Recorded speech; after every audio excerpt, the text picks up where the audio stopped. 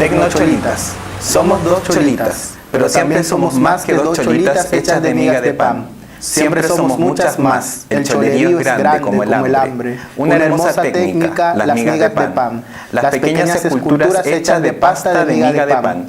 Somos unas cholitas con un hambre malsano, infinito. Unas cholitas hechas de migas de pan que siempre podríamos comernos. Como cholitas antropófagas nos comemos entre nosotras, como el pan, como ese pan que nos constituye, levadura. Cholitas lechonas que se comen los postres. Cholitas impatrias, cholitas expatriadas, apátridas, malagradecidas. Cholitas hechas con la marca estética del residuo. Cholitas limeñas o dominicanas, cholitas negras, cholitas con una deuda. Somos las cholitas que nacieron con una deuda marcada en su constitución de pan. Cholitas con una deuda de la patria que nos expulsa y de la que nos integra para matarnos. Cholitas nómadas, penetradas, transnacionales, cholitas señoras, cholitas hechas de pan, de migas de pan, vendidas en esas salidas donde nadie quisiera ser jamás una cholita con hambre como nosotras lo somos. Nosotras también somos taínas, las cholitas cimarronas que la montaña salvó. No sabemos por qué todavía hay personas buscando literatura en el activismo que escriben.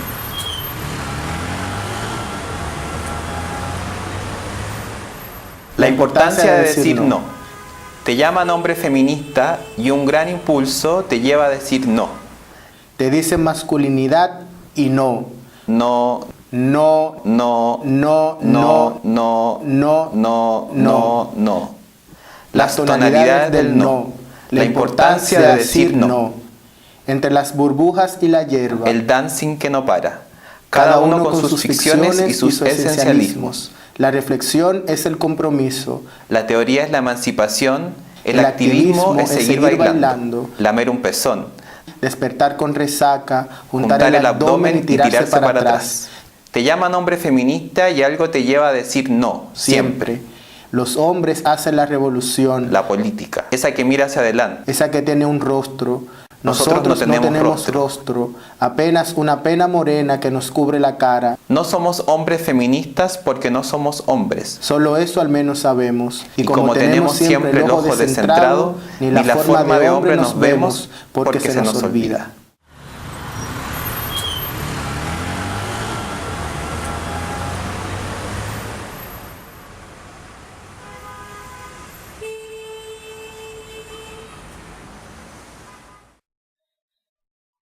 Hola, estamos trabajando en este momento en la tercera parte de nuestro curso, de nuestro seminario Biopolítica, Sexualidad y Producción, y voy a reseñar algunos textos que están contenidos en la tercera parte del seminario y que están estructurados a partir de algunos conceptos que relacionan el texto de Multitudes Queer, Nota para una política de los anormales, de Preciado. Este texto es del 2004.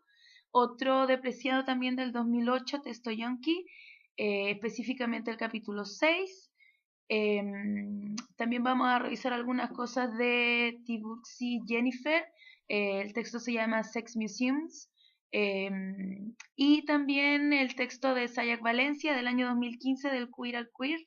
Y a través de estos como 4 textos vamos a ir revisando algunos conceptos como fundamentales para ir pensando esta relación entre lo queer,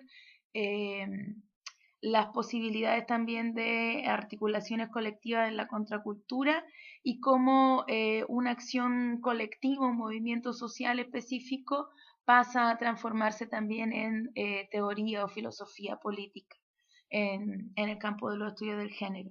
Así que voy a comenzar compartiendo algunas reflexiones sobre los elementos centrales de Multitudes Queer, este texto del 2004, en donde Preciado comienza señalando esta noción de sexopolítica, que es una noción que está localizada en 2 observaciones teóricas, 2 aportes teóricos. En primer lugar, la herencia del pensamiento de Monique Wittig, bajo esta idea de la heterosexualidad como régimen político, y por otro lado una reflexión quizás con bastante distancia crítica de los aportes de Michel Foucault en términos de una reconsideración de la biopolítica y del biopoder como disciplinas de normalización y forma de subjetivación.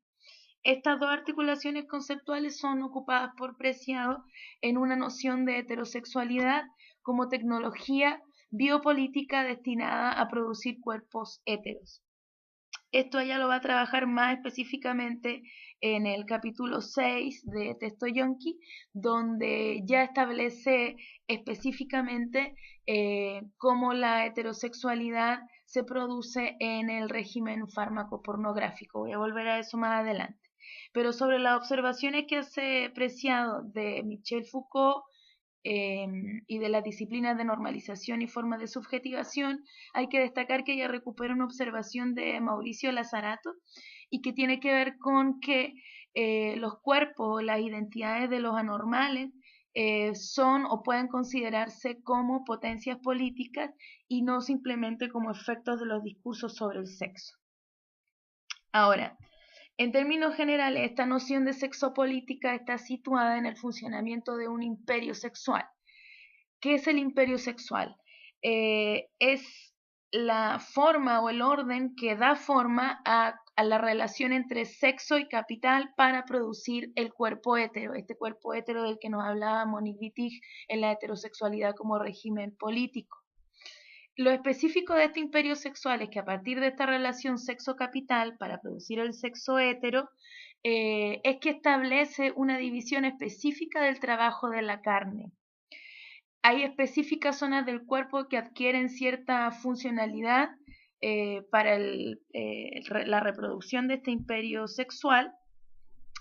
¿Y para qué? Para que justamente el imperio heterosexuado asegure un vínculo estructural entre la producción de la identidad de género y la producción de órganos sexuales y reproductores.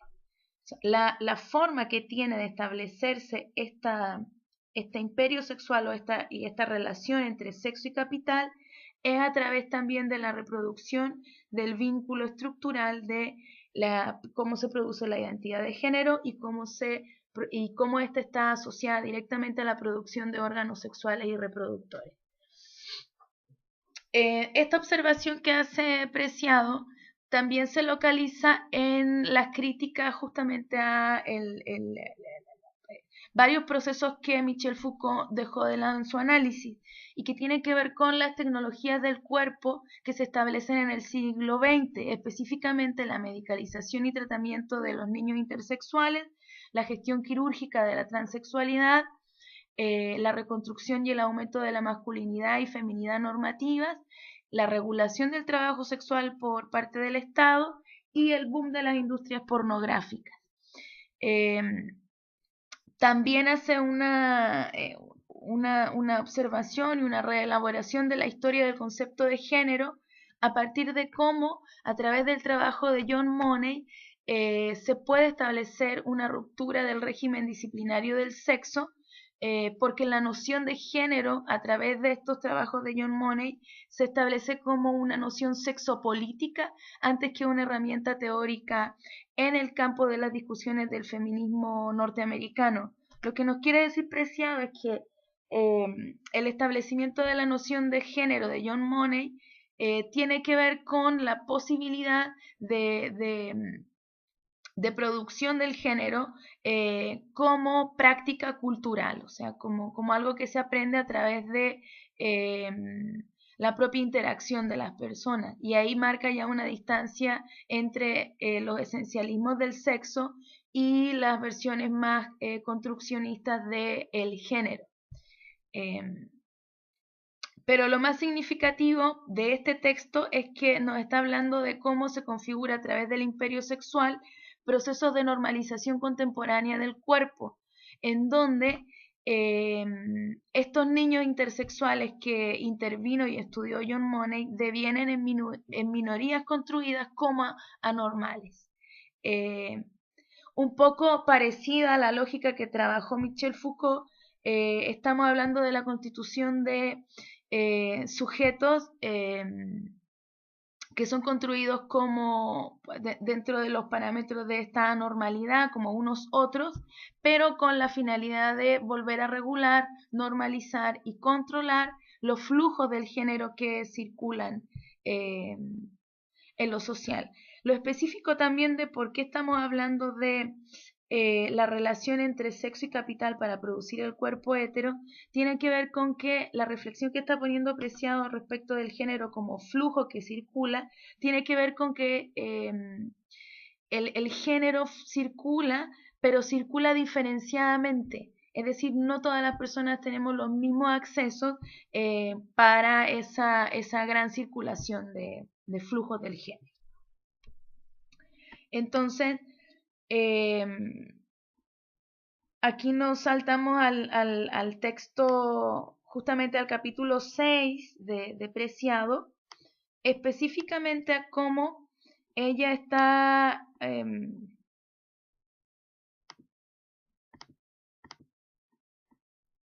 Entonces, en este punto es preciso abordar algunas observaciones del capítulo 6 de texto Yonki, y que tiene que ver con cómo esta discusión o esta escisión entre esencialismos que otorgan al sexo un estatus como categoría natural y al género como categoría construida, también significó una escisión en los feminismos específicamente de los años 70 y 80. Y es justamente en el 85 más o menos donde Teresa de Lauretis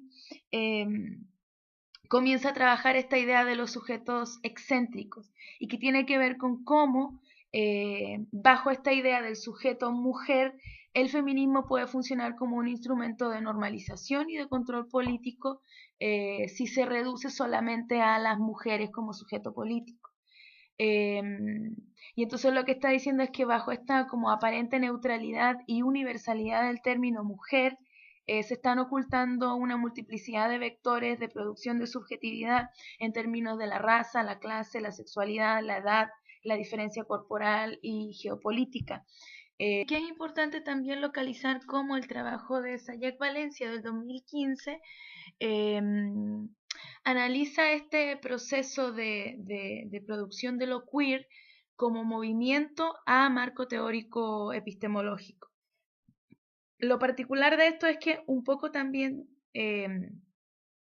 quizás muy en concordancia con el análisis de Lauretis, lo que le interesa o lo que nos comparte Sayak Valencia en este texto es cómo estas multitudes queer son cuerpos articulados minoritarios dentro de lógicas heteropatriarcales, racistas y clasistas y todas las opciones de cruces que puedan tener.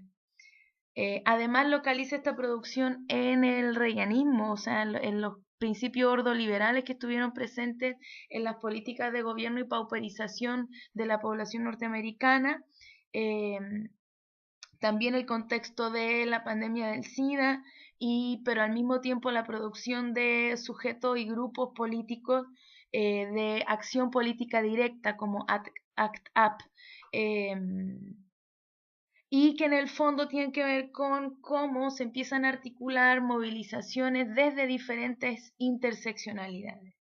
Y en ese sentido estamos hablando en términos políticos de una desontologización del sujeto de la política de las identidades, una situación que tiene que ver con cómo otras categorías también se cruzan como lógicas de producción de minorización de los sujetos. Y en ese contexto también es importante hacer como la conexión con cómo se desplaza lo queer a lo queer con C como una inflexión de colonial crítica, pero también autocrítica en términos de un agenciamiento radical frente a procesos de minorización. Un desafío a las formas tanto coloniales como subalternizantes del proyecto colonial para producir diferencias entre comillas naturales. Aquí volvemos al tema de la potencia del movimiento queer, que tiene que ver justamente con una reapropiación de las nomenclaturas estigmatizantes, pero también es una reapropiación que funciona arrebatando el derecho del heteropatriarcado blanco, como dice Valencia, para construir el lenguaje legítimo